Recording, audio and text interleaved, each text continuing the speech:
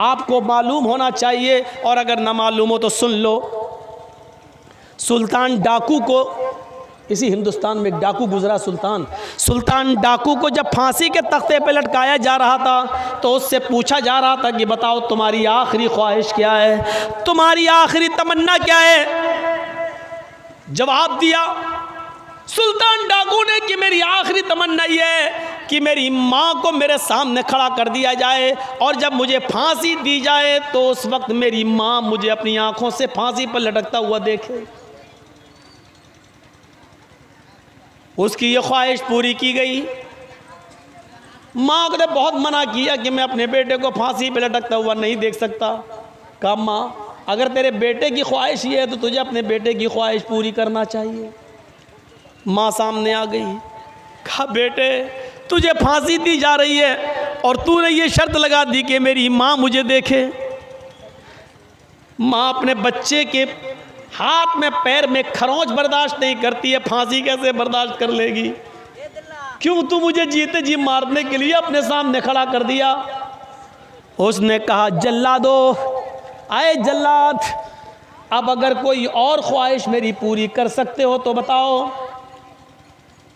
कहा कोई और भी ख्वाहिश है। कहा एक और है। कहा क्या है।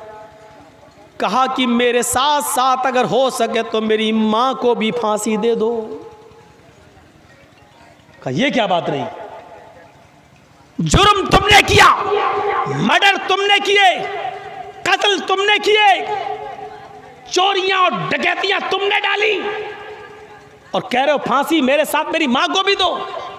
कहा हाँ, इसकी वजह यह है कि जब मेरी उम्र 5 साल की 6 साल की थी और माँ ने मुझे 1 दिरहम देकर भेजा था दुकान पर और कहा था कि बेटे दुकान से 2 अंडे ले आओ। मैं 2 अंडे लेने के लिए जब दुकान पर गया तो मैंने दुकान से 2 अंडे ले लिए और पैसे देना मैं भूल गया। दुकानदार ने भी पैसे नहीं लिए, भूल गया, और मैं वो 2 अंडे लेकर जब मैं घर पे आया तो मैंने कहा माँ ये 2 अंडे भी मिल गए और पैसे भी बच गए। माँ ने कहा क्या हुआ। कहा उसने मांगे नहीं, मैंने दिए नहीं। उसने पूछा पैसे, मैंने दे दिए, वो समझा कि मिल गए, उसने मांगा नहीं। माँ ने कहा शाबाश बेटा, ये मेरी माँ है। उस दिन जब मेरी उम्र 5 साल की थी उसने मेरी पीठ थपथपाई हो, कहा बेटा इस गरीबी में तुमने मेरी कितनी अच्छी मदद की। उस दिन के बाद मेरी हिम्मत बढ़ गई। फिर मैं अंडे के बाद मुर्गी चोर बना, फिर बकरी चोर बना, फिर गाय और बैल चोर बना, फिर मैं और बड़ा चोर बना, फिर डाकू बना, फिर लोगों को मार मार कर माल लूटने लगा, फिर मैं मर्डर करने लगा, जो सामान नहीं देता उसका कत्ल कर देता। अगर उसी वक्त मेरी माँ ने एक थप्पड़ मेरे चेहरे पे मारा होता और मेरी उंगली पकड़ कर ले जाकर उस दुकानदार के पास जाकर उसका पैसा दे दिया होता और कहती मेरी माँ कि ये बच्चा भूल गया था या झूठ बोला था, ये पैसा तुमको नहीं दिया, तो आज मैं इतना बड़ा चोर नहीं बनता। मुझे इतना बड़ा चोर बनाने में, मुझे इतना बड़ा डाकू बनाने में मेरी माँ का रोल है। आज मैं फांसी के तख्ते पे लटक रहा हूँ। माँ ये तुम्हारी देन है, माँ ये तुम्हारी तरबियत है जिसकी वजह से मैं फांसी के फंदे पे लटक रहा हूँ, आज तख्तेदार पे लटक रहा हूँ। माँ के पास अपने बेटे के इस सवाल का कोई जवाब नहीं था, लेकिन कानून था, इसलिए सुल्तान डाकू को तख्तेदार पर लटका दिया गया और उसकी माँ को उसके घर पहुंचा दिया गया। माएँ अपने बच्चे को तरबियत देकर अब्दुल कादिर जिलानी भी बना सकती हैं और माँ अपने बच्चों की तरबियत न देकर सुल्तान डाकू भी बना सकती हैं। मदर्स लेप is first college for children. माँ की गोद ये बच्चे का पहला मदरसा है। बच्चा माँ की गोद से जो तरबियत सीखेगा वो सीखता है, और बच्चे को अगर माँ ने नहीं सिखाया तो दुनिया की किसी यूनिवर्सिटी से कोई अच्छा लड़का अच्छी तरबियत लेकर नहीं उठेगा। यहाँ जितने शराब पीने वाले हैं ज़रूर उनकी शराब पीने में उनके माँ बाप का कोई रोल रहा होगा, वरना कोई नौजवान शराब नहीं पीता। अगर कोई बीड़ी सिगरेट और पान तंबाकू का हुक्र है तो ये तरबियत तुम्हारे माँ और बाप की है, माफ कीजिएगा। अगर कोई शराबी शराब पीता है तो ये तरबियत तुम्हारी माँ और बाप की है। अगर कोई 200 और 500 और 1000 रुपए में जाकर लड़कियों के जिस्मों से खेलता है और जिना करता है गुमटियों पर या फिर अड्डों पे और चकलों पे जाके, तो इसमें तुम्हारी नहीं तुम्हारे माँ बाप की तरबियत का रोल है। मेरे भाइयों, अब चाहो तो अपने माँ बाप को रुस्वा करो और चाहो तो अपने माँ बाप की इज्जत का उनको बढ़ाओ। ये हमारे बुरे कामों के पीछे हमारे माँ बाप का किरदार देखा जाता है कि इसका बाप कैसा है, इसके बाप ने इसको कोई तरबियत नहीं दी होगी। शायद आपको मालूम ना हो, आपको इसी बिहार का एक वाकया बताता हूँ, आपकी सरजमीन का वाकया बताता हूँ, और ये वाकया पटना की सरजमीन का बतलाता हूँ। आज से कोई तकरीबन 20-22 साल पहले की बात मैं आपके सामने रखता हूँ। एक बहुत ही गरीब धोबी,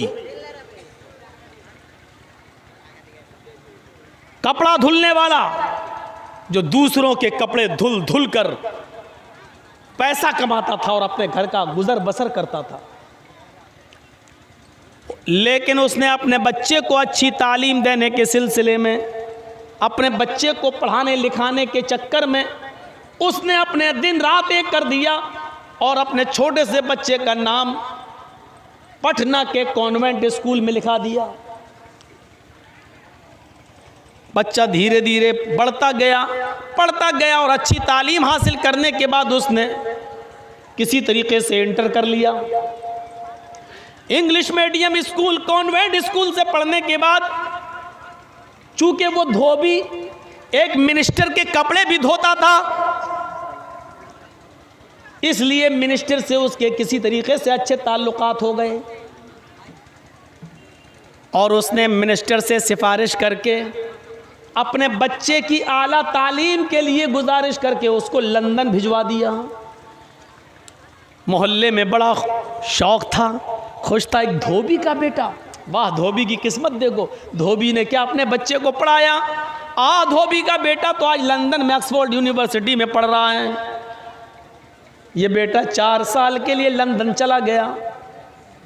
उस जमाने में मोबाइल नहीं थे, उस जमाने में टेलीफोन ये रिसीवर वाले थे या लेटर। 1 साल 3 साल 3.5 साल मुकम्मल करने के बाद बेटे ने एक लेटर लिखा अपने बाप को, पिताजी बहुत अच्छी पढ़ाई चल रही है हमारे यहाँ और आप हमारी तरफ से चिंता करना छोड़ दीजिए। मैंने यहाँ इंग्लिश में ये डिग्री ले ली है और मैंने यहाँ अपने मिजाज से अपनी आदत से मेल खाने वाली एक क्रिश्चियन लड़की से शादी भी कर ली है। बाप को धक्का लगा, लेकिन सोचा कि ये बेटे की पर्सनल जिंदगी है, चलो शादी कर ली, कोई बात नहीं, उसको उसके मिजाज के मुताबिक लड़की मिल गई, अच्छी बात है। पूरे 4 साल करने के बाद बेटे ने अपने बाप को लेटर लिखा कि पिताजी मैं फला दिन दिल्ली उतरूंगा और फिर दिल्ली से फला ट्रेन से मैं पटना की स्टेशन पर उतरूंगा, आप मुझे लेने के लिए आ जाना। इस 4 साल की जिंदगी में बहुत कुछ बदल चुका था। बाप अभी भी धोबी था, लोगों के कपड़े धुलकर अपने घर का खर्चा चलाना उसकी आदत थी। पता चला कि आज मेरा बेटा दिल्ली उतर गया और ट्रेन पर बैठकर कल आएगा। बाप अपने ही हुलिये में चंद लोगों को लेकर स्टेशन पहुंचता है। इन ईसाई मिशनरियों ने क्या दिया और कॉन्वेंट स्कूलों ने क्या दिया वो मैं बतला रहा हूं आपको, बुरा लग रहा होगा आपको। लेकिन सुनिए, यह हकीकत है। मदरसों से नफरत करोगे तो ये दिन देखना पड़ेंगे। ट्रेन आती है, एक कोच से लड़का निकलता है और उसकी क्रिश्चियन बीवी भी निकलती है, जो भी हिंदी से नावाकिफ है, जो बिल्कुल हिंदी नहीं जानती है। पटना की रेलवे स्टेशन पर ये लोग उतरते हैं, गले मिला जाता है। बाप ने अपने बेटे को फर्ते मोहब्बत में सीने से चिपका लिया कि आज मेरा बेटा पढ़ लिख कर आया है। क्रिश्चियन लड़की थी, वो क्या जाने भारतीय सभ्यता को, न उसने सर पे ओढ़नी डाली, और हिंदू भाइयों में जैसे पैर छुए जाते हैं ससुर के, उसने ऐसा कुछ नहीं किया। बाप ने सोचा कि हम इंग्लैंड का जो हाल है वही होगा, यहां आएगी तो धीरे धीरे सब देख लेगी, संभल जाएगी।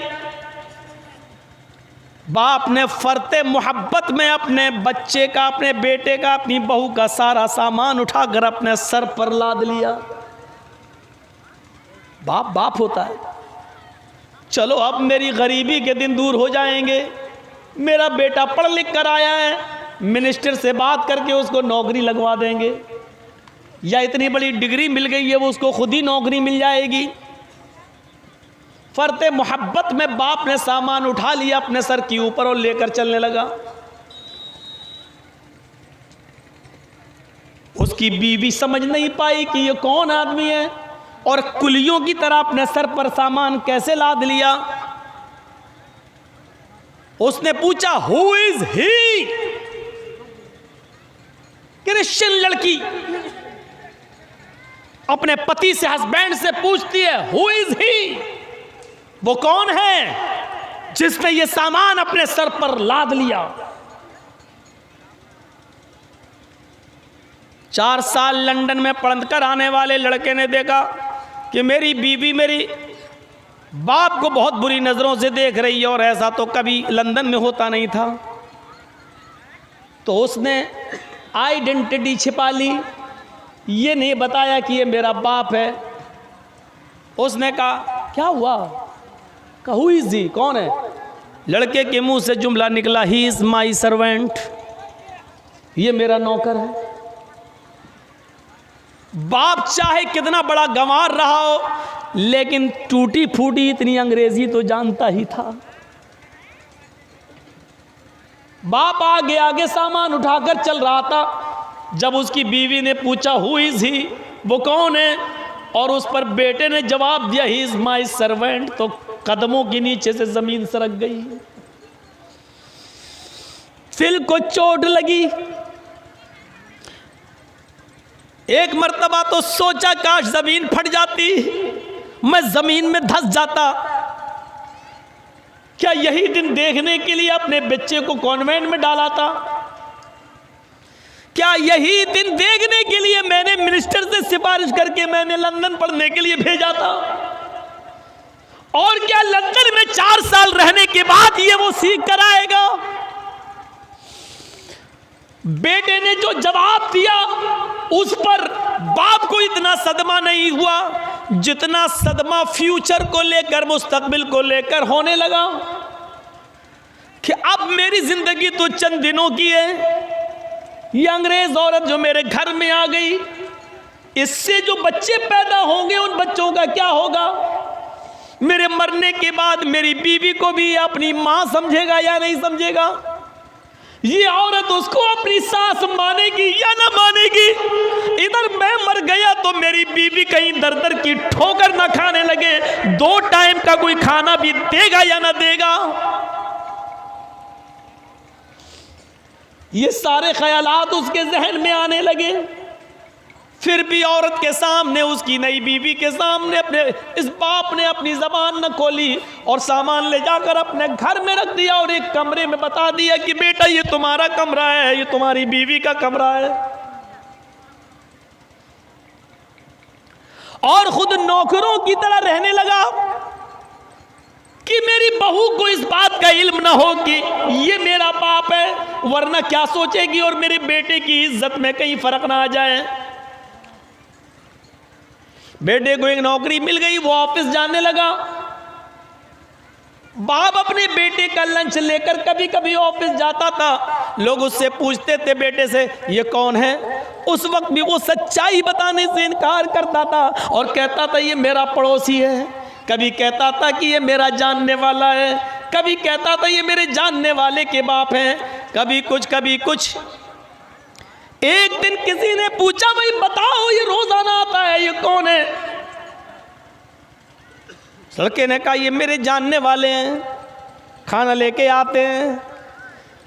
बाप आज गुस्सा बर्दाश्त न कर सका और बाप ने छोड़ते ही कह दिया बेटा मैं तेरा नहीं तेरी मां का जानने वाला हूं। बेटा मैं तेरा नहीं तेरी मां का जानने वाला हूं, ताकि सबके सामने एहसास हो सके। लोगों ने कहा क्या मतलब? कहा ये अच्छी तरीके से जानता है इसकी मां कौन है और मेरा उसकी मां के साथ ताल्लुक है, यानी वो मेरी बीवी है। लड़के को आज बड़ी शर्म आई कि सबके सामने बाप ने अपने आप को मेरा बाप कह दिया।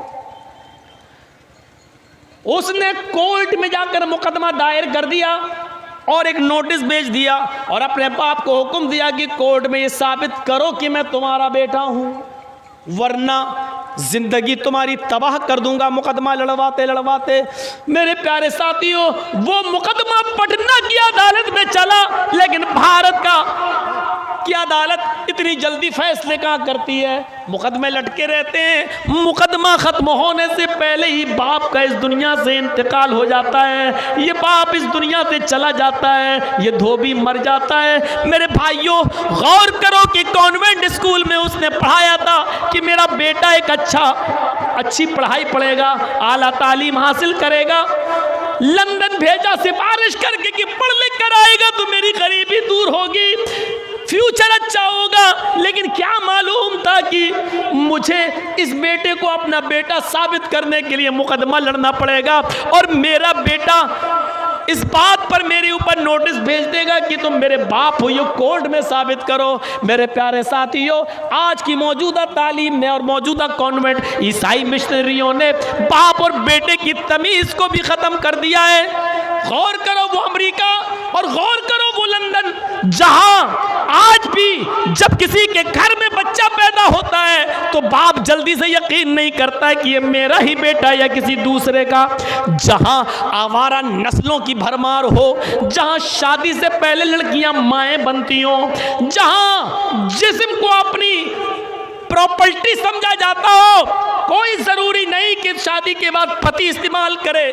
मेरी बॉडी मेरी जिस्म मेरी मर्जी का नारा लगता हो कि ये मेरा है, मेरा जिस्म है, मैं जहां चाहूं इस्तेमाल करूं। जहां शादी के बाद भी एक पति को अपनी पति की बॉडी पर पूरा हक न हो, आज वहीं से निकलने वाली ईसाइयत और वहीं से चलने वाले ये कॉन्वेंट स्कूल मेरे भाइयों आज हमें कहां पहुंचाएंगे, किस दहलीज पे पहुंचाएंगे। इस मर्तबा का रिकॉर्ड देखो, अमेरिका का रिकॉर्ड है 1 करोड़ लड़कियां शादी से पहले माएं बनी हैं। यह अमेरिका का रिकॉर्ड है इस साल का। 1 करोड़ लड़कियां शादी से पहले मां बन गई हैं। ये वो लड़कियां मां बनी हैं जिन्होंने आलाते मने हमल इस्तेमाल किया था, यानी बच्चा ना हो रोकने वाली दवाएं या रोकने वाली चीज़ें इस्तेमाल की थी, इसके बावजूद हमल ठहर गया। जिन लोगों ने इस्तेमाल की होंगी और वो कामयाब हो गई होंगी और हमल नहीं ठहरा होगा, अगर उनकी तादाद जोड़ी जाए तो कहाँ तक पहुँचेगी उसका कोई ठिकाना नहीं है।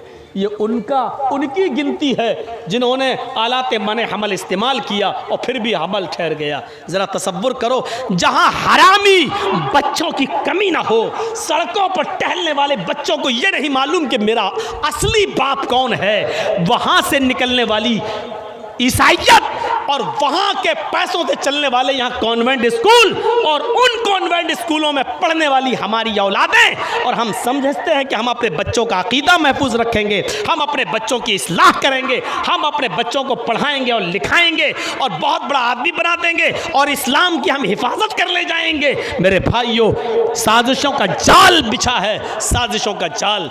एक और कॉन्वेंट स्कूल है आपके इसी भारत के अंदर, इसी हिंदुस्तान के अंदर। उस कॉन्वेंट स्कूल में ये पढ़ाया जा रहा है बच्चों, पेशाब जब लगे तो फ़ौरन कर लेना चाहिए, फ़ौरन परमिशन मांगना, एक उंगली उठा देना, चाहे कितना अहम पीरियड हो हम आपको परमिशन दे देंगे, तुम पेशाब करने चले जाना। ज़्यादा देर पेशाब रोकने से मसाने कमज़ोर हो जाते हैं, दिल ये लीवर का जो मसाना होता है वो कमज़ोर हो जाता है, इसलिए बहुत सी बीमारियां उससे जन्म लेती हैं।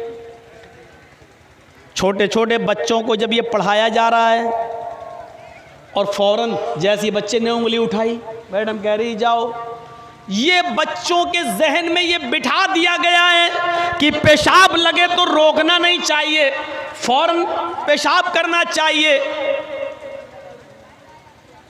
स्कूल में तो ठीक है, धीरे धीरे बड़ा हो रहा है, अब उस बच्चे के जहन में वही बैठा है, पेशाब लगता है, गाड़ी रोकी, फौरन गया और उसने पैंट की चैन खोली और खड़े होकर पेशाब कर दिया। फिर ये बच्चे पेशाब करने के ऐसे आदी बन जाते हैं कि बड़े होकर भी कि अपने घर में भी रहते हैं तो फिर पानी का इस्तेमाल नहीं करते, इस्तिंजा करने की आदत नहीं है। उनको जब पेशाब लगा तो कर दिया। उनको यही बताया जा रहा है कि जब तुम खड़े होकर पेशाब कर लोगे, पानी का इस्तेमाल नहीं करोगे तो तुम्हारे कपड़े खराब होंगे, तुम भी नापाक रहोगे, फिर अज़ान की आवाज़ आएगी, तुम मस्जिद में जा ही नहीं पाओगे। इसलिए अकीदे की खराबी इस तरीके से पैदा की जा रही है इन कॉन्वेंट स्कूलों में, साइंस का नाम लेकर, कि साइंस भी ये कहती है कि पेशाब अगर रोकोगे और ज़्यादा देर रोकोगे तो मसाना कमज़ोर हो जाता है, फिर तुम लाइलाज बीमारियों में मुब्तला हो जाओगे। इन बच्चों के जहन में बड़े होने के बाद भी वही चीज़ भरी पड़ी है, और ऐसी भरी पड़ी है कि वो पेशाब करते हैं और इस्तिंजा नहीं करते हैं और अल्लाह रब्बुल आलमीन की लानत के मुस्तहिक हो जाते हैं। जबकि हदीस ये कहती है कि कब्र में आज़ाब सबसे ज़्यादा दो चीज़ों की वजह से होता है, एक गीबत और चुगली की वजह से, और एक पेशाब करके इस्तिंजा न करने की वजह से, यानी पेशाब की छींटों से न बचने की वजह से हम अल्लाह की लानत के मुस्तहिक हो जाते हैं। कितने लोग हैं, अभी जनाजे की नमाज हो जाए, यहाँ पर पढ़ने जनाजा हो किसी का, फिर आप देख लीजिएगा, अपने आप आपको पता चल जाएगा कि कितने लोग पाक हैं और कितने लोग नापाक हैं। कितने लोग नमाज पढ़ रहे हैं जनाजा और कितने लोग बाहर खड़े हैं। क्यों? क्योंकि वो नमाज पढ़ने के लायक नहीं है। इस जलसे में अगर हाथ उठवाऊंगे कितने पाक और कितने नापाक, तो अभी सब उठा लेंगे, लेकिन हम जानते हैं कि सब पाक नहीं हो सकते हैं, हम जानते हैं।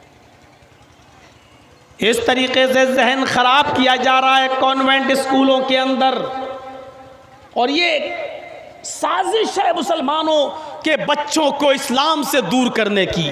और हम आला तालीम के चक्कर में, मेरा बेटा कहाँ पढ़ रहा, कॉन्वेंट में पढ़ रहा, अच्छे स्कूल में पढ़ रहा, इंग्लिश मीडियम स्कूल में पढ़ रहा, लेकिन हम इन साजिशों को समझ नहीं पा रहे। बेटा आके बताता, पापा आज मैडम ने ये पढ़ाया कि ज़्यादा देर पेशाब को अगर रोकेंगे तो मसाना कमज़ोर होता है, और बाप समझ रहा, वाह मेरा बेटा कितनी अच्छी साइंस पढ़ रहा है, मैडम उसको मेडिकल बायो पढ़ा रही है, मैडम उसको बतला रही है कि ये कितनी अच्छी है, लेकिन उसके पीछे उसको ये नहीं मालूम कि साजिश क्या रची गई है। इन मुसलमान बच्चों के जहन में अभी से ये बात डाल दी जाए ताकि बड़े होने तक पेशाब लगते ही फौरन पेशाब कर लें, ये पानी का इंतज़ार न करें, क्योंकि इनके जहन में ये बैठा रहेगा कि पेशाब अगर रोकेंगे पानी के इंतज़ार तक, तब तक तो हमारा कहीं मसाना कमज़ोर ना हो जाए। इसलिए वो बेचारे खड़े होकर भी पेशाब कर लेते हैं, बैठ के भी करते हैं तो बगैर पानी के पेशाब करते हैं। जबकि थोड़ी देर 5 मिनट 10 मिनट 15 मिनट तक पेशाब को रोकना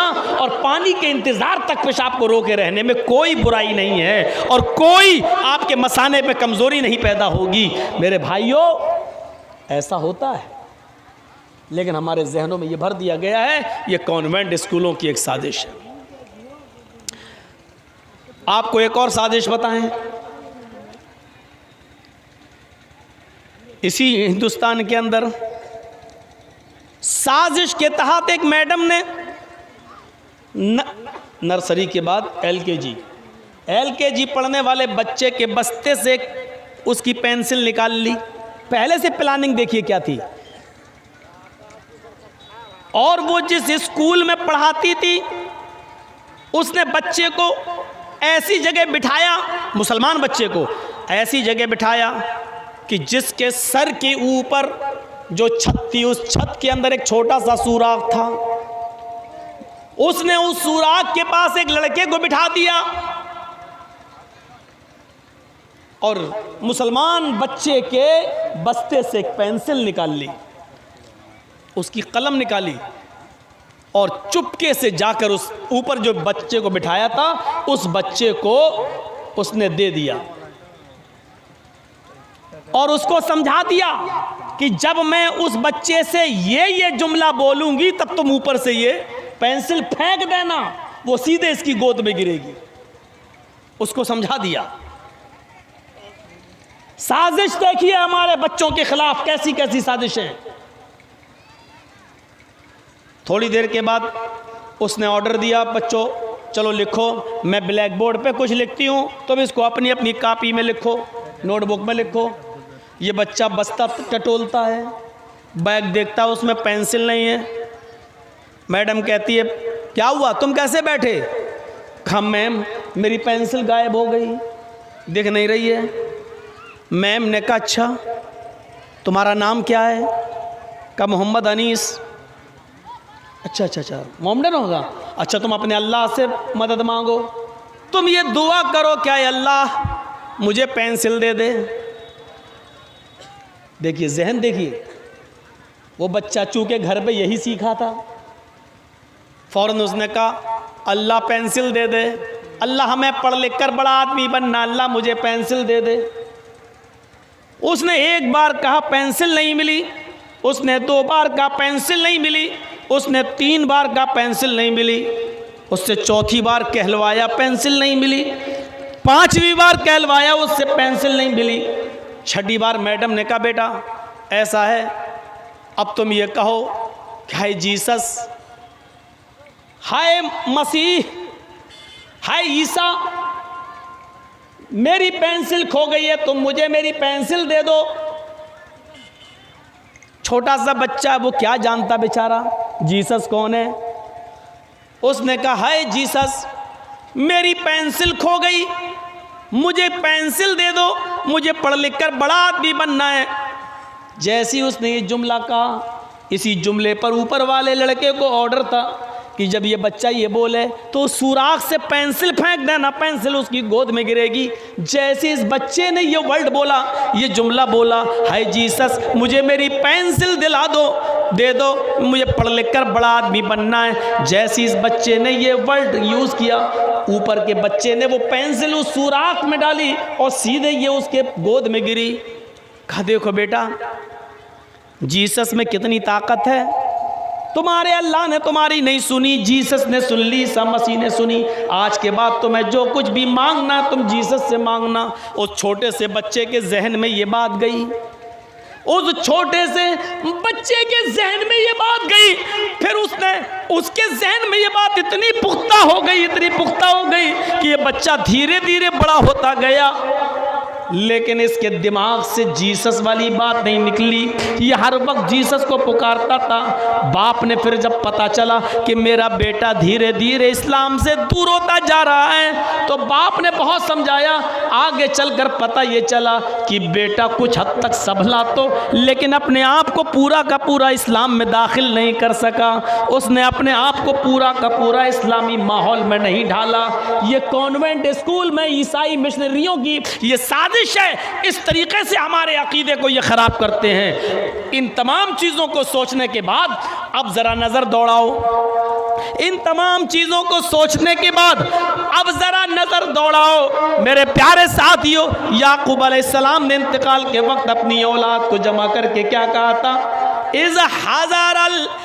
इज़ हज़रा याकूब अल मौतू इज़ क़ाल लिबनीही मा ताबुदून मिन बादी। आए मेरे बेटो, मेरी हड्डियां कमज़ोर हो चुकी हैं। आए मेरे बेटो, मैं बुढ़ापे को पहुंच चुका हूँ। आए मेरे बेटो, मुझे बहुत सी बीमारियों ने घेर लिया है। आए मेरे बेटो, मेरे पास कब मलकुल मौत आ जाए। आए मेरे बेटो, मेरा इंतकाल कब हो जाए, पता नहीं कि मैं अपने रब के पास कब चला जाऊँ। जाने से पहले मैं तुमसे कुछ कहना चाहता हूँ, ये बताओ मा ताबुदून मिन बादी। आए मेरे बेटो, मेरे इंतकाल के बाद तुम किसकी इबादत करोगे? ओ मेरे बच्चों, मेरे इंतकाल के बाद तुम किसकी पूजा करोगे, किसकी इबादत करोगे? गौर करो, एक बाप को इंतकाल से पहले अपने बच्चों की फिक्र हो रही है। ऐसा ना हो कि मेरी औलाद मेरे इंतकाल के बाद रास्ते से भटक जाए। कहीं ऐसा ना हो कि कुफ्र और शिर्क की दलदल में चली जाए। कहीं ऐसा ना हो कि मेरी औलाद बदअकीदा हो जाए। हर मुसलमान को यहाँ गौर करना चाहिए। आप अपनी ज़िंदगी जी चुके जितनी जीना थी। चंद सालों के बाद हमारा हश्र वही होगा, कब्र के पास पहुँचना। लेकिन आपके जो छोटे छोटे बच्चे हैं, उनके बारे में आपने क्या सोचा है? क्या कॉन्वेंट स्कूल में पढ़ाने के बाद कभी आपका इंतकाल हो गया तो क्या आपकी औलाद आपकी कब्र पे जाकर क्या ये दुआ कर सकती है कि रब्बिग़फिरली वले वालिदैया, अय अल्लाह मुझे बख्श दे और मेरे माँ बाप को बख्श दे? क्या आपने ये दुआ सिखलाई अपने बच्चे को? क्या ये दुआ याद कराई अपनी औलाद को? क्या उसको दीन की तालीम दी? क्या उसको दीन से जोड़ा? आपने तो अच्छी एजुकेशन के लिए वो पढ़ाई कि आगे चलकर ये बच्चा बजाय पढ़ने लिखने के और बजाय अपने बाप की खिदमत करने के, मेरे भाइयों, वो आप ही को पहचानने से इनकार करने लगता है। शायद आपको मालूम है, जिस दिन उत्तर प्रदेश के अंदर दोबारा मुख्यमंत्री बना हुआ योगी आदित्यनाथ, जिस दिन 25 मार्च को शपथ ले रहा था, शपथ दोबारा मुख्यमंत्री बनने की शपथ, जिस वक्त वो शपथ ले रहा था, उसी वक्त बहराइच के एक मदरसे पर बुलडोजर चल रहा था। ज़रा तसव्वुर करेंगे आप, हमारे ख़िलाफ़ कितनी साजिशें हो रही हैं, हमारे ख़िलाफ़ कितनी प्लानिंग हो रही है। हमारी लड़कियों को कॉलेजेस और यूनिवर्सिटी में जगह पढ़ाने के नाम पर दी जा रही है और कहा जा रहा है कि पढ़ो, लड़कियों को पढ़ाओ अपनी, लेकिन अंदरूनी साजिश है कि इन बच्चियों को अपने घर की बहू बनाओ, 2-4 बच्चे पैदा करके इन लड़कियों को तलाक दो, भगाओ और बच्चों को अपना लो। मेरे भाइयों, इन साजिशों को कौन बेनकाब करेगा और कौन समझेगा? 1-2 मौलवी बेनकाब कर रहे हैं तो उसको समझने वाला कोई नहीं है, उसको अपने गरीबानों में उठाने वाला कोई नहीं है। और कोई अगर आपको बताता है तो ये यूट्यूब चैनल चलाने वाले उस पर थंब बना कर और ऐसी हेडिंग डाल कर ऐसा बना देते हैं कि उस मौलवी को दोबारा बोलने की जुर्रत ना हो और हिम्मत ना हो। मैं हुकूमत से इतना परेशान नहीं हूँ जितना इन चैनल वालों से परेशान हूँ, जिनको आप लोग एंट्री दे देते हैं और ये मोबाइल वाले हर जलसों में आकर यहाँ लगा देते हैं। आप इनके ऊपर बैंड नहीं लगा पा रहे हैं, आप इनको रोक नहीं पा रहे हैं। इसलिए मैंने खुद अपने आप को रोक लिया है कि अब मैं ऐसी जगहों पर नहीं आऊँगा कि जहाँ आप लोग इन लोगों को ना रोक सकें। ये अपनी इनकम के चक्कर में, आज देखिए एक यूट्यूब चैनल पर मेरी तकरीर आई, मैंने बताया एक हदीस थी कि कोई बीवी अपने शौहर को अपने पास आने से अगर रोकती है तो उस पर लानत है। अल्लाह के नबी ने मना फरमाया कि कोई भी बीवी अपने शौहर को अपने बिस्तर पर आने से न रोके, यानी अगर वो अपनी ख्वाहिश पूरी करना चाहता तो करे। इनने थंब बनाया उस पर, उसमें एक लड़का और लड़की को साथ में सुलाया, लिटाया और उस पर हेडिंग डाली कि अपने पति को हम बिस्तरी से रोकने वाली औरत का अंजाम। अरे मेरे भाइयों, चलो ठीक है, हम बिस्तरी से रोकने वाली का अंजाम लिख दो, लेकिन लड़के और लड़की का फोटो बनाना और उसको सुलाना, ये थंब बनाना ज़रूरी था? एक साथ लिटाना और आधे नंगे कपड़ों में ये थंब बनाना ज़रूरी था? क्या इन तस्वीरों के ज़रिए आप जो पैसा कमा रहे हैं, क्या ये हराम नहीं है आपके लिए?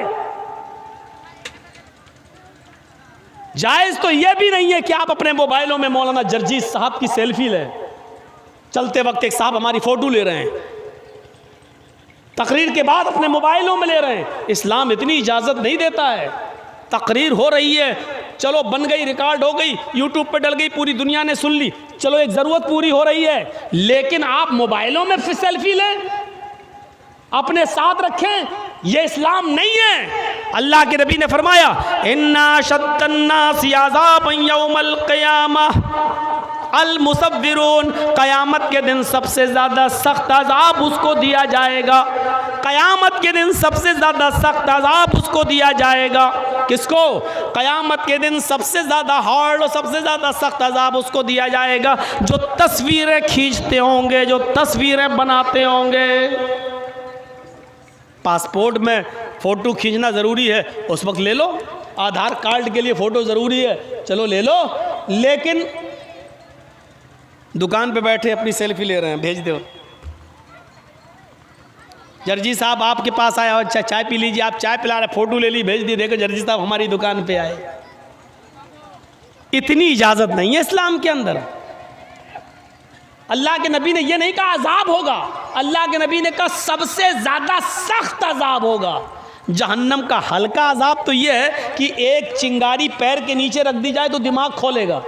एक चिंगारी जहन्नम की आग की पैर के नीचे रख दी जाए, यगली मिनहुमा दिमागु, तो उससे दिमाग हांडी की तरह खोलेगा, जैसे पानी उबलता है ऐसे दिमाग उबलेगा। जब हल्का अजाब ये है तो सबसे ज़्यादा सख्त अजाब जहन्नम का क्या होगा। और अल्लाह के रसूल फरमाते हैं सबसे ज़्यादा सख्त अजाब उसको होगा जो तस्वीरें लेता होगा। क़यामत के दिन जहन्नम खींच कर लाई जाएगी।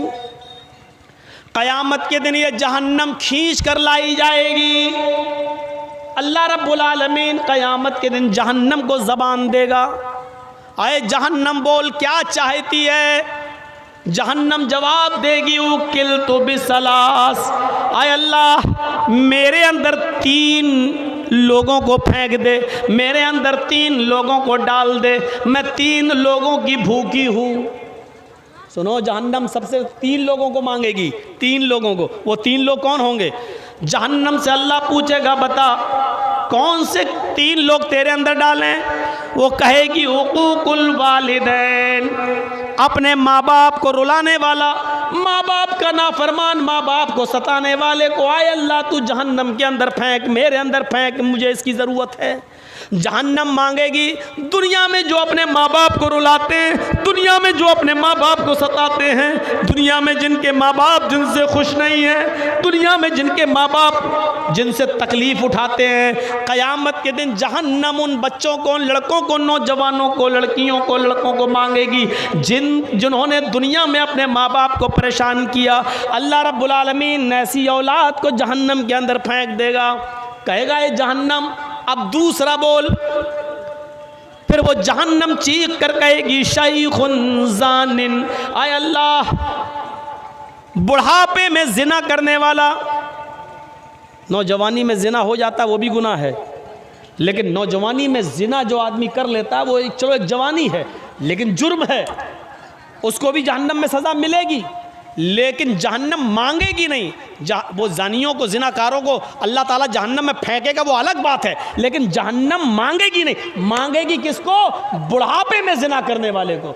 इस उम्र में जब ख्वाहिशात कम हो जाती है, आदमी किसी चीज़ के लायक नहीं रहता है, तब तुमने जिना किया टेबलेट खाकर, गोली खाकर, हैं उल्टी सीधी और जोशावर चीज़ें खाकर, जैसे वो आसाराम बापू खाता था, उस तरीके की टेबलेट और गोली खाकर तुम जिना किए, उस बूढ़े आदमी को जहन्नम मांगेगी। शैखुन ज़ानिन, आय अल्लाह उस बूढ़े आदमी को तू जहन्नम के अंदर फेंक, जिसने बुढ़ापे के अंदर जिना किया, जिसने बुढ़ापे के अंदर जिना किया, उस आदमी को भी तू जहन्नम के अंदर फेंक दे। अल्लाह उस बूढ़ों को पकड़ेगा जो बुढ़ापे में जिना करते थे, उनको भी जहन्नम में डाल दिया जाएगा। फिर अल्लाह कहेगा बोल तीसरा शख्स कौन है? जहन्नम चीख कर कहेगी अल मुसव्विरून, फोटो खींचने वाले, तस्वीर बनाने वालों को अल्लाह तू जहन्नम के अंदर फेंक। तीसरी जो चीज़ जहन्नम के अंदर तीसरे जो लोग जाएंगे वो फ़ोटो खींचने वाले, शादियों में दूल्हा दुल्हन के फ़ोटो खींचने वाले, वीडियो बनाने वाले। कुछ लोग मेहमान के तौर पर मौलाना जर्जीस को अपने घर के अंदर ठहराते हैं। बंगाल में चले जाइए आप, वो खुशी समझते जर्जी साहब हमारे घर में ठहरे, कभी कभी भूल जाते हैं फ़ोटो हटाना। जिस कमरे में ठहराते हैं इत्तेफाक से वहाँ पर मियाँ और बीवी की शादी की तस्वीर लगी हुई है उसी बेड के ऊपर। अब जर्जी साहब की नज़र पड़ गई। जर्जी साहब ने घर के मालिक से पूछा, साहब ये कौन है? अरे अरे मौलाना साहब। फिर तस्वीर हटाई कर। अब हटाने से क्या फ़ायदा, अब तो जर्जी साहब देख चुके हैं। जर्जी साहब का मतलब जिसको भी आप ठहरा रहे हैं वो देख चुका है। अच्छा किया कि अब हटाया, कम से कम अगर उस कमरे में हम नमाज पढ़ेंगे तो रहमत के फरिश्ते तो आ जाएंगे। जब तक मियाँ बीवी की तस्वीर रखी हुई थी तब तक तो फरिश्ते ही नहीं आते। ये तस्वीर जायज नहीं है। शादियों की लोग वीडियो बनाते हैं, निकाह की भी वीडियो बन रही है। मौलाना जर्जी साहब निकाह पढ़ाने पहुंचे, उनकी भी वीडियो बन रही है। मौलाना ये नहीं कह सकते वीडियो मत बनाओ। हराम काम हो रहे हैं शादी।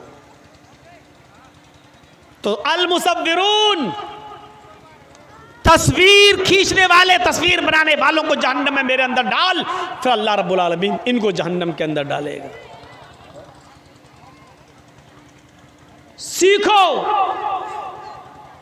उस बाप से पूछो बेचारा जो इस दुनिया से चला गया। ये कॉन्वेंट स्कूलों ने दिया जो हमारे खिलाफ एक साजिश हो रही है। याद रखो, फिर कुरान की उसी आयत को हम उठा रहे हैं, माता बुदून मिन बादी, मेरे बाद तुम किसकी इबादत करोगे? अपनी औलाद को दीन से जोड़ो। याद रखना, दुनिया में तो तुम अपने बच्चों को आग से बचा लोगे, लेकिन क़यामत के दिन जहन्नम की आग से बचाना बहुत ज़रूरी है। मैं तुम्हें एक सच्चा वाक़या बताऊं। अली मियाँ नदवी रहमतुल्लाही रहमतन वासिया, बहुत बड़ी शख्सियत गुज़रे हमारे हिंदुस्तान के अंदर। अबुल हसन अली मियाँ नदवी रहमतुल्लाह अलैह, उन्होंने एक तकरीर के अंदर चश्मदीद वाक़या बयान किया था। वो बयान कर रहे थे एक जलसे के अंदर कि लखनऊ में एक इजलास था। अली मियाँ नदवी जैसी शख्सियत इस बात को बयान कर रही। क्या करूं बेटा, चाय पी लूं? हमारे हाथ में दे रहे हैं, लीजिए भाई 50, 20, 70 रुपए। अली मियाँ नदवी जैसी शख्सियत क्या कह रही, सुनिए। वो कहते हैं कि लखनऊ में एक जलसा था, उस जलसे के अंदर बहुत भीड़ थी, लेडीज़ का भी इंतज़ाम था, पर्दे के अंदर लेडीज़ भी आई हुई थी। मुकर्रिरीन की, खतीबों की तकरीर बहुत अच्छी चल रही थी, लोग सुन रहे थे कान लगाकर, बड़े गौर से कान लगाकर सुन रहे थे। लेकिन औरतों के पिंडाल में औरतों की नज़र पड़ती है एक ऐसी औरत के ऊपर जो तकरीर को अच्छी तरीके से नहीं सुन रही है। उसकी पेशानी पर पसीना है, वो कभी इधर देखती है कभी उधर देखती है। लेकिन चूंकि वो औरतों के साथ जिस बस पर बैठकर आई थी या जिस गाड़ी पर आई थी, उस गाड़ी पर ही वो जाती, इसलिए वो उस मजबूरी में बैठी हुई थी। वो तकरीर उलमा की अच्छी तरीके से नहीं सुन रही है, उसकी पेशानी पर पसीना है। कुछ औरतों ने उससे पूछा, मेरी बहन तुम्हें क्या परेशानी है? इतनी अच्छी तकरीर हो रही है मौलाना की और तुम इधर उधर देख रही हो, तुम इधर उधर झांक रही हो, तुम कभी इधर कभी उधर, और पेशानी पर पसीना है, तुम परेशान लग रही हो, क्या परेशानी है? उसने कहा कुछ नहीं, ठीक है। फिर औरतों ने कुछ मज़ीद इसरार किया, क्या बात है, पेट में दर्द है, बेचैनी है, कोई परेशानी हो तो बताओ। इतना बड़ा इज्तिमा हो रहा है, यहाँ मेडिकल कैंप भी लगा हुआ, अगर कोई परेशानी हो तो बताओ, तुम्हें दवा दिला दी जाए। उसने कहा मेरी बहनों बात ये नहीं है, सुनिए। उसने क्या कहा? उसने कहा मेरी बहनों बात ये नहीं है, बात दरअसल ये है कि मुझे ये नहीं मालूम था कि ये जलसा इतनी देर तक चलेगा। मैं अपने एक छोटे से बच्चे को घर में छोड़कर आई हूं, लेकिन जिस कमरे में मेरा बच्चा सो रहा है उसी बिस्तर पर मैं माचिस दिया सलाई भूल आई हूं। कभी कभी जब लाइट चली जाती तो मैं माचिस से मोमबत्ती जला लेती या चिराग जला लेती। वो इस बिस्तर पर रह गई है। मुझे ये डर लग रहा है कहीं मेरे बच्चे की आंख अगर खुल गई, उस बच्चे ने कहीं माचिस उठा ली और उसकी तीली जलाई और वो अगर बिस्तर पे गिर गई या उसके कपड़े पे गिर गई तो मेरे बच्चे का क्या होगा। मुझे अपने बच्चे की फिक्र लगी हुई है। उन औरतों ने पूछा, बहन तुम्हारे बच्चे की उम्र कितनी है? उसने कहा 2.5 साल। औरतों ने हंसते हुए कहा, 2.5 साल का बच्चा न सही से उड़ सकता है, न सही से चल सकता है, न सही से वो पानी का गिलास उठा सकता है, लोटा उठा सकता है, माचिस उठाकर तोड़ तो सकता है, लेकिन माचिस की दिया सलाई निकाल कर नहीं जला सकता है। तुम खाम डर रही हो। हम तो समझे 5-6 साल का बच्चा होगा, 2.5 साल का बच्चा है। तुम्हें इतनी दूर की ये ख्याल कैसे आ गया कि वो माच जलाएगा, बिस्तर पे गिर गई या कपड़े पे? इतना लंबा सोच रही हो तुम? इस औरत ने जवाब दिया, हाँ तुम ऐसा कह सकती हो, तुम ऐसा सोच सकती हो, तुम ऐसा इसलिए कह रही हो क्योंकि बिस्तर पर तुम्हारा बेटा नहीं है। मैं ऐसा इसलिए डर रही हूं कि उस बिस्तर पर मेरा बच्चा है। उस औरत ने कहा कि तुम ऐसा इसलिए कह रही हो क्योंकि वो तुम्हारा बेटा नहीं है, और मैं इसलिए डर रही हूं क्योंकि वो मेरा बेटा है। मैं अपने बेटे को जितना जानती हूं उतना तुम नहीं जानती। बहरहाल गाड़ी तो तभी गई जब जलसा ख़त्म हो गया। ये औरत कुछ नहीं सुन पाई कि क्या बोले हैं मौलाना, क्या बोले हैं, किस पर अमल करना किस पर नहीं करना। जैसी ही आवाज़ आई, जल्दी आओ गाड़ी जा रही है, ये बस में बैठी। जिस सवारी पर सारी गांव की औरतें आई थी उसी बस पर ये बैठ जाती है, और जब घर पहुंचती है तो जो जो ख्यालात इसके जहन में थे वो सब कुछ हो चुका था। वो बच्चा उठ भी चुका था, वो बच्चा माचिस की उठा भी चुका था, माचिस से तीली निकाल भी चुका था, माचिस पर रगड़ भी चुका था, और जलती हुई वो तीली बिस्तर पर गिर भी चुकी थी, और बिस्तर के साथ साथ पूरा घर जलकर राख हो चुका था, और उसमें बच्चा भी जलकर राख हो चुका था। इस पूरे वाक़े को बताने का मेरा सिर्फ एक ही मकसद है नौजवानों और बुजुर्गों, जितना हम अपने बच्चों के लिए दुनिया की आग से डरते हैं कि मेरा बच्चा ये ना कर ले, माचिस ना उठा ले, हम इन चीज़ों को अपने बच्चों से दूर रखते हैं। लाइटर दूर रखते हैं, हम माचिस दूर रखते हैं, चिराग दूर रखते हैं ताकि बच्चे का हाथ वहाँ तक न पहुँचे।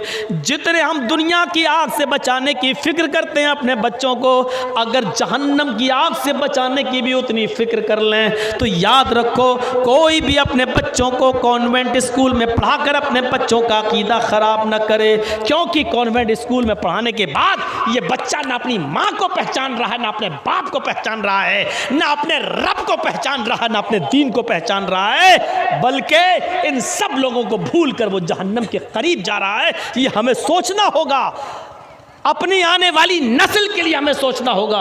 अपने अकीदे की हिफाजत हमें और आपको करना होगी। तरबियत दो अपने बच्चे को उस सहाबिया की तरह जिसके घर में एक बच्चा पैदा होता है, छोटा बच्चा। सहाबिया कहती हैं, मेरे घर में जब एक छोटा सा बच्चा आया, एक मेहमान आया मेरे घर में, उस बच्चे माँ का किरदार देखो। बच्चा जब पेशाब करता था, छोटा बच्चा बिस्तर पे जब पेशाब करता था तो माँ पानी का भरा हुआ एक बर्तन उसकी शर्मगाह पर डाल देती थी। बच्चे ने जब जब पेशाब किया माँ ने पानी डाला और ऐसे उसके साफ कर दिया, धुला दिया। बच्चा बचपन से पैदा होने से लेकर 1 साल तक इसी माहौल में रह के जब पेशाब करता था तो माँ उसकी शर्मगाह पर पानी डालती थी। आज बच्चे का पहला दिन है उठकर खड़ा होने का। आज पहला दिन है, बच्चा खड़ा हुआ है, थोड़ा थोड़ा चल रहा है, बच्चे को पेशाब लग रहा है।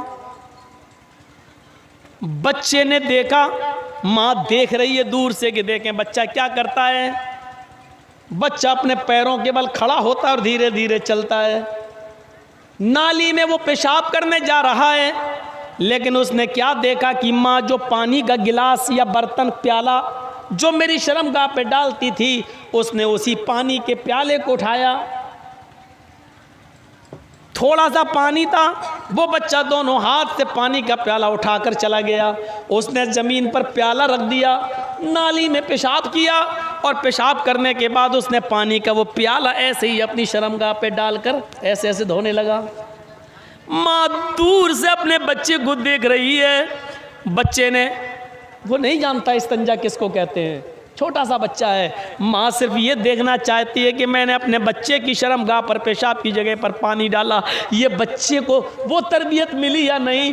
पहला दिन था, माँ ने देखा कि मेरा बच्चा पानी का प्याला उठाकर गया, बैठ गया, पेशाब किया, पानी का प्याला अपनी शर्मगाह पर डाला। माँ के आंखों में खुशी के आंसू आ गए, माँ की आंखों में खुशी के आंसू आ गए और चीखते हुए कहती है, फुज़ तो बिरब्बिल काबा, काबे के रब की कसम में कामयाब हो गई, काबे के रब की कसम में कामयाब हो गई। मैं अपने बच्चे को जो सिखाना चाहती थी मैं उसमें कामयाब हो गई, मैं अपने बच्चे को जो तरबियत देना चाहती थी मैं उसमें कामयाब हो गई।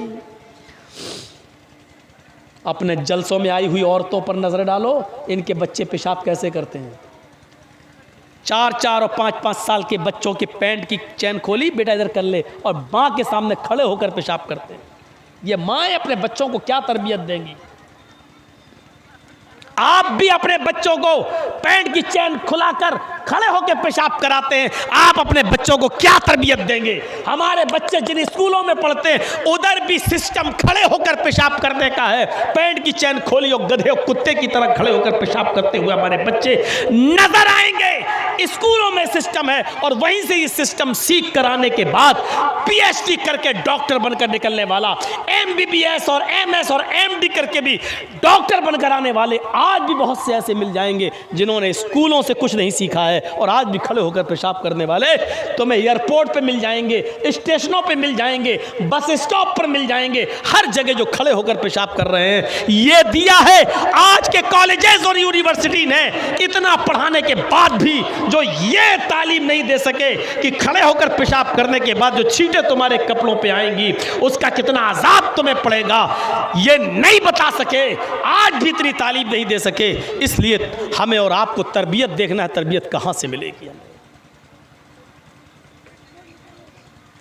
अब्दुल कादिर जीलानी बगदादी रहमतुल्लाह अलैह की तरफ नजर डालो, जिनको लोग आज बड़े पीर साहब का नाम देते हैं। 12 साल की उम्र में एक काफिले के साथ गए, माँ ने इनको 40 अशरफियां दी और कुर्ते के दामन में सिल दी और फरमाया, बेटे हालात चाहे कितने खराब हो कभी झूठ मत बोलना। अब्दुल कादिर जीलानी 12 साल की उम्र में काफिले के साथ जा रहे हैं, रास्ते में चोरों ने, डाकुओं ने पूरा काफिला लूट लिया, सबका सामान लूट लिया। लूटते हुए इस बच्चे के पास आए, जी जी तेरे पास भी कुछ है? 12 साल का बच्चा, हाँ है। क्या है? का 40 अशरफी हैं? 40? हाँ, कहाँ है? कुर्ते के दामन में। ये उसको खोला, जो सुई से सिला हुआ था उसके धागे को काटा उन चोरों ने, फाड़ा, देखा 40 अशरफी। कहा, बेटा इतनी महफूज जगह पर इसको सिल दिया था तुम्हारी माँ ने, तुमने मुझे बता क्यों दिया? मैं तो यहाँ तक जांच ही नहीं कर पाता, मैं तो यहाँ तक पहुँच ही नहीं पाता, और जब ये माल छुपा था तो तुमने क्यों बता दिया हमें? फरमाया कि मेरी माँ ने मुझे चलते वक्त नसीहत की थी कि बेटे हालात चाहे कितने ख़राब हो लेकिन कभी झूठ मत बोलना। मैंने अपनी माँ का कहना माना है, आप इनको लेना चाहें ले लें, लेकिन मैं अपनी माँ की नाफरमानी नहीं कर सकता।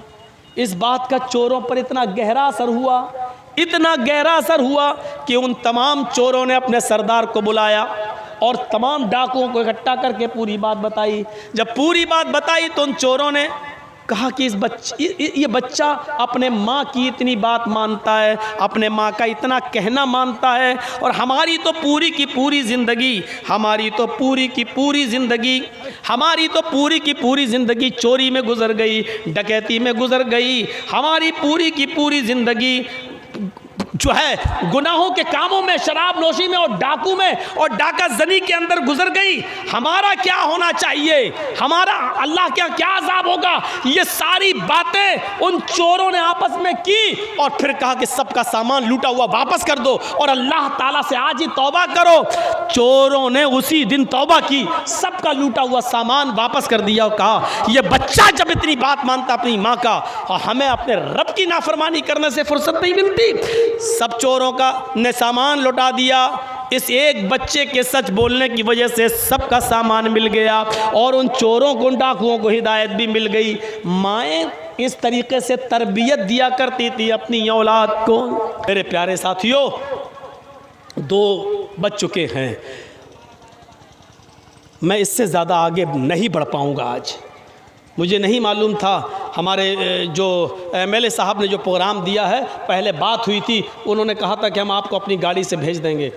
ये मेरा 29 तारीख का प्रोग्राम और मेरी 1 बजे की फ़्लाइट है पटना से लखनऊ, और कल कुछ नेता लोगों के साथ वहाँ पर लखनऊ में कुछ है, वहाँ एक मेरी पर्सनल मीटिंग है शाम को 7 बजे की उन लीडर के साथ, इसलिए मुझे जाना ज़रूरी है। और विधायक उसमें लग गए, वो कहने लगे हमारा चुनाव चल रहा, हम अपनी गाड़ी नहीं भेज पाएंगे, बहुत मजबूरी हो गई हमारे साथ, और मुझे 1 बजे की फ़्लाइट का मतलब 11 बजे मुझे एयरपोर्ट पहुँचना, वो भी पटना के एयरपोर्ट पर पहुँचना मेरे लिए ज़रूरी है, इसलिए मैं ज़्यादा देर अब आपका साथ नहीं दे पाऊँगा। अल्लाह से दुआ कीजिए, ज़िंदगी रही तो फिर कभी आपसे मुलाकात होगी। मैंने फिर भी 2 बजा दिया है, जलसों का सिस्टम बदलो, 12 बजे जलसे ख़त्म करने की आदत डालो, 10 बजे तक चंदा करो, 10 से 12 तक तक़रीर कराओ और 12 बजे तक़रीर ख़त्म करो। लोग कहते हैं मुसलमान परेशान हैं, नहीं, फजर की नमाज और अजान होते वक्त मुसलमानों की का गहरी नींद में सोना, ये हमें बतला रहा है कि मुसलमान कितना चैन और सुकून की नींद सो रहा है। परेशान लोगों को नींद नहीं आती है, जिनको परेशानियां और टेंशन होती है उनको नींद नहीं आती है। फजर की अजान के वक्त तुम्हें आराम से नींद आ रही हो, तुम सोते हो, इसका मतलब यह है कि मुसलमान परेशान नहीं है। यह झूठ है कि बीजेपी परेशान कर रही है, यह झूठ है कि फला हमें परेशान कर रहा है। अगर इनकी परेशानियों से हम परेशान हैं तो फजर की अजान में हमें नींद कैसे आ रही है? हम फजर की नमाज के बाद हम अपनी इस्लाह की दुआ क्यों नहीं करते हैं? हम अपने अमाल की इस्लाह क्यों नहीं करते हैं? क्योंकि अल्लाह के नबी ने फरमाया अमालुकुम उम्मालुकुम, जैसे तुम अमल करोगे वैसे तुम्हारे ऊपर हुक्मरां मुसल्लत होंगे। तुम अच्छे अमल करोगे तो अच्छे हुक्मरां मिलेंगे, तुम बुरे अमल करोगे तो बुरे लोग तुम्हारे ऊपर मुसल्लत होंगे। आज बुरे लोग हमारे सीनों पर चढ़ गए हैं, इसका मतलब यह है कि हमारे अमाल अच्छे नहीं हैं, हमारे अमाल बुरे हैं, इसलिए बुरे लोग हमारे ऊपर मुसल्लत हो गए हैं। लोग जो कहते हैं कि मुसलमान बहुत परेशान हैं, मैं कहता हूं कि परेशानी का अंदाज़ा लगाना हो तो सुबह लगाओ। फजर की अजान के वक्त चैन की नींद सोने वाला मुसलमान परेशान नहीं है, वो आराम की नींद सो रहा है। परेशान वो होता है जिसकी रातों की नींद उड़ जाए, परेशान वो होता है जिसको नींद ना आए, जिसको बेचैनी हो। आपकी नींद बता रही है, फजर में आपकी मस्जिदें बता रही हैं कि आप परेशान नहीं, आप बहुत खुश हैं। मेरे भाइयों, अपनी परेशानी है तो जाहिर करो, मस्जिद में आओ और दुआ मांगो कि अल्लाह हमारी इस्लाह फरमा दे, हमारे हालात अच्छे कर दे, अल्लाह हमारे ऊपर से बुरे हुक्मरानों का साया उठा ले। ये दुआ मांगो मेरे भाइयों, तब अल्लाह रब्बुल आलमीन हमारी सुनेगा। अल्लाह से दुआ है कि बारे इलाह हमारी ख़ताओं को माफ़ फरमा दे, हमारे गुनाहों को बख्श दे, हम जमीअ मुसलमानों पर रहम फरमा। बारे इलाह हमें अपनी औलाद की इस्लाह करने की तौफीक अता फरमा। जब तक तू हमें ज़िंदा रख, इस्लाम पे ज़िंदा रखना, और जब हमारा ख़ात्मा हो तो ईमान पर हमारा ख़ात्मा फरमाना। वमा अलैना इल्लल बलागुल मुबीन व आखिरु दावाना अनिल हम्दुलिल्लाहि रब्बिल आलमीन। अस्सलामु अलैकुम व रहमतुल्लाहि।